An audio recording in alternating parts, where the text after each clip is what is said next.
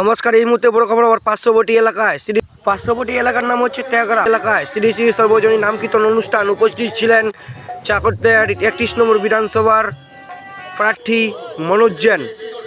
ত্যাগরার নাম কীর্তন অনুষ্ঠানে কে কে উপস্থিত ছিল অবশ্যই ভিডিওটাকে শেয়ার করার চেষ্টা করবেন, প্রচুর পরিমাণে শেয়ার করবেন।